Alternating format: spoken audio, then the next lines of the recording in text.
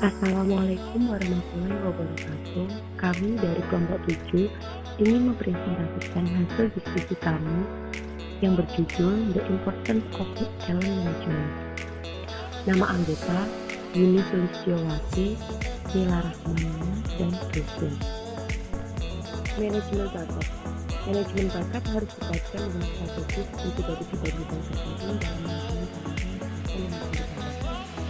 Ada 4. Yang pertama, menciptakan dan memelihara budaya organisasi yang menghargai individu. Yang kedua, mengidentifikasi kebutuhan yang tepat organisasi dan cara mengembangkan individu untuk mengetahui kebutuhan tersebut. Yang ketiga, mengembangkan kumpulan orang-orang berbakat yang dapat memasuk kebutuhan pekerja di masa depan. Dan yang keempat, menetapkan cara untuk melakukan dan mengelola kegiatan UGM untuk mendukung bakat pengembangan. Selanjutnya terdapat sifat manajemen bakat atau bakat yang terdapat di manajemen. Manajemen bakat sistem informasi.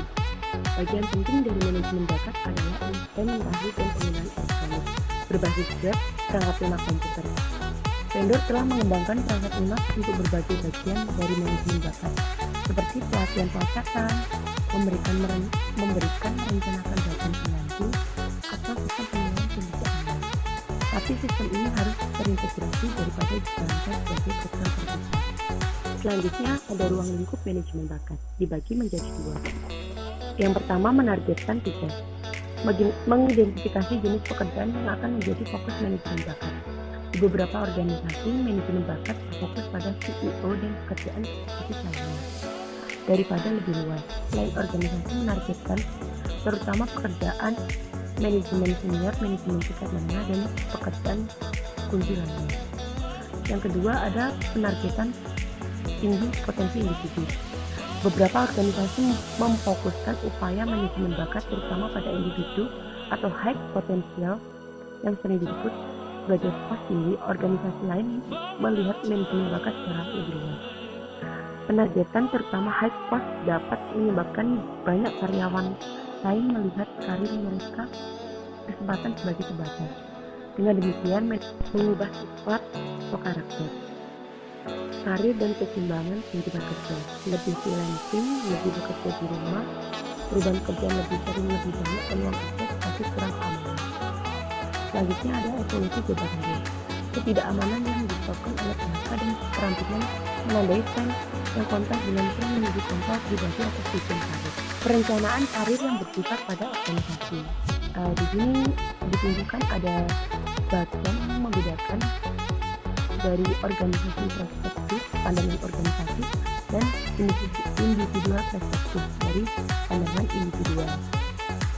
Channel karir yang bersifat pada organisasi. Jalur karir. Jalur karir mewakili pergerakan karyawan melalui peluang atau proses. Situs web pemberi kerja dan perencanaan karir. Banyak pengusaha memiliki bagian karir di situs web mereka. Bagian tersebut dapat digunakan untuk mencantumkan lowongan kerja terbuka bagi karyawan saat ini yang ingin berganti pekerjaan. Perencanaan karir yang bersifat pada individu. Rencana karir individu. Yang pertama ada self-assessment, feedback on reality, setting of career goal.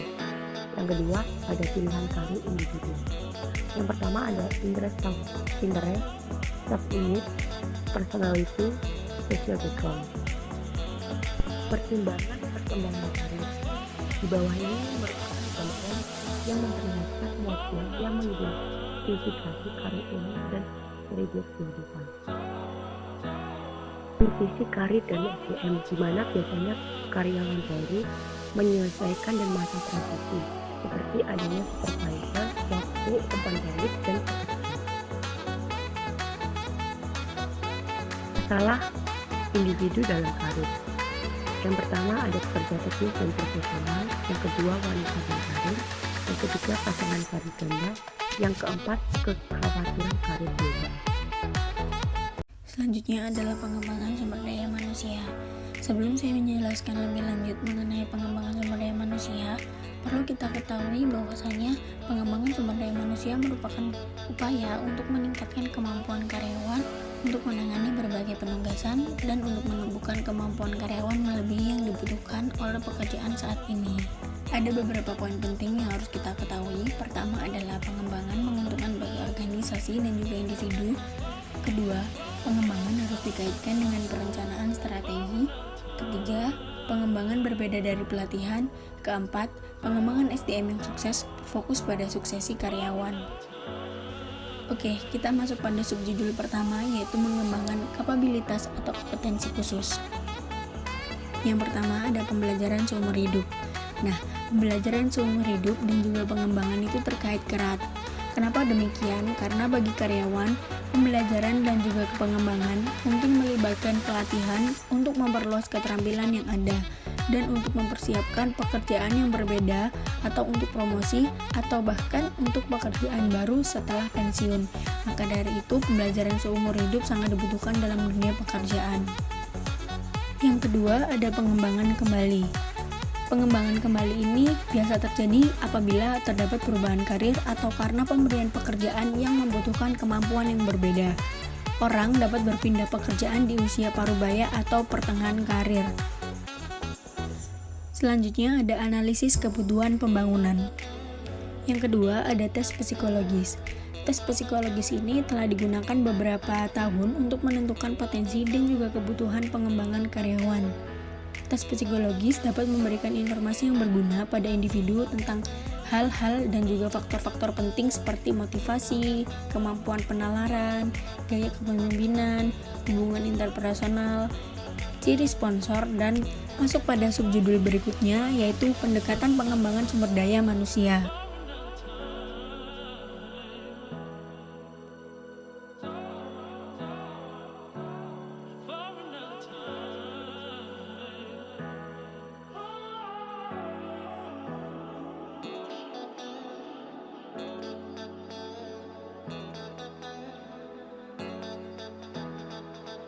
Yang ketiga ada penilaian kinerja.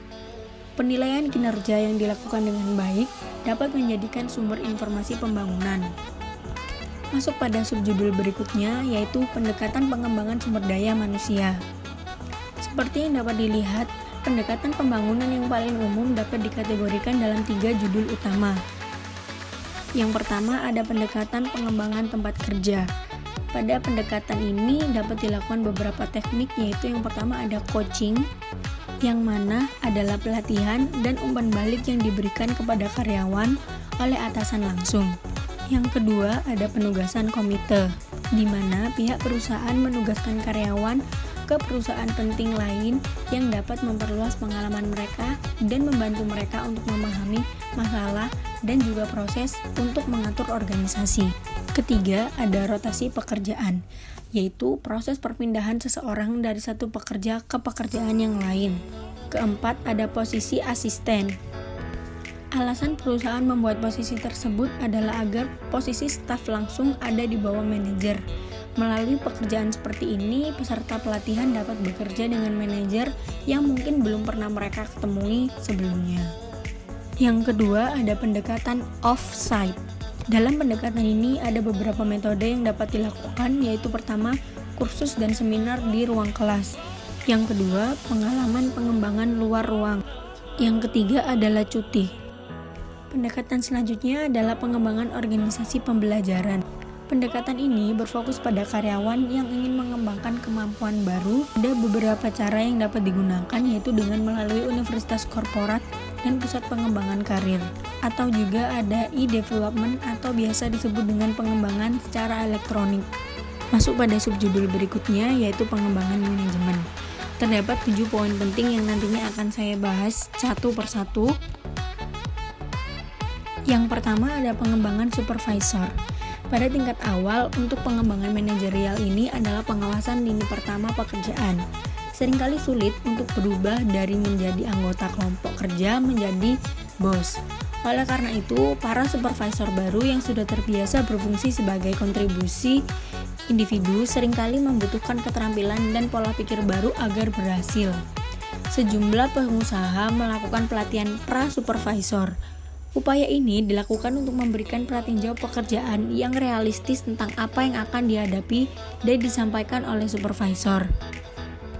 Yang kedua, ada pengembangan kepemimpinan. Organisasi sadar betul bahwa pemimpin yang efektif dapat menciptakan perubahan positif dan memang begitu penting untuk kesuksesan organisasi. Ada beberapa jenis upaya untuk mengembangkan kepemimpinan, yaitu melalui kegiatan seperti seminar, coaching, job rotasi, pendampingan, dan sarana lainnya. Yang ketiga adalah pemodelan manajemen. Ada beberapa upaya yang dapat dilakukan, salah satunya adalah memanfaatkan perilaku alamiah manusia dengan cara mencocokkan manajer muda atau berkembang dengan model yang sesuai dan kemudian memperkuatnya. Proses pemodelan ini lebih dari sekedar meniru atau hanya menyalin. Yang keempat, ada pembinaan manajemen. Dalam konteks pengembangan manajemen, pembinaan melibatkan suatu hubungan antara dua individu untuk jangka waktu tertentu saat mereka melakukan pekerjaan mereka. Pembinaan yang efektif membutuhkan kesabaran dan keterampilan komunikasi yang baik. Pembinaan menggabungkan observasi dengan sugesti, seperti pemodelan ingin melengkapi cara alami manusia dengan cara belajar. Yang keempat, ada pendampingan manajemen. Sebuah metode yang disebut dengan mentoring manajemen ini adalah hubungan di mana pengalaman manajer yang terikat membantu individu pada tahap awal karir mereka. Dalam pendampingan manajemen ini terdapat 2 poin penting dalam pendampingan, yaitu pertama, pendampingan manajemen untuk perempuan dan minoritas. Lalu kedua, ada reverse mentoring. Keenam, ada pendidikan eksekutif. Para eksekutif dalam sebuah organisasi seringkali menghadapi pekerjaan yang sulit karena perubahan dan ketidaktahuan keadaan. Maka dari itu dibutuhkan pendidikan eksekutif. Yang terakhir adalah masalah dengan upaya pengembangan manajemen. Terdapat beberapa masalah umum yang termasuk dalam masalah dengan upaya pengembangan manajemen, yaitu yang pertama, gagal melakukan analisis kebutuhan yang memadai. Kedua, mencoba program mode atau metode pelatihan. Yang ketiga, mengganti pelatihan daripada memilih individu yang memenuhi syarat. Ada pula beberapa masalah manajemen umum lainnya, yaitu pengembangan yang dikemas, yang terjadi ketika seseorang mempelajari metode dan ide baru, tetapi kembali ke unit kerja yang masih terikat dengan sikap dan juga metode lama.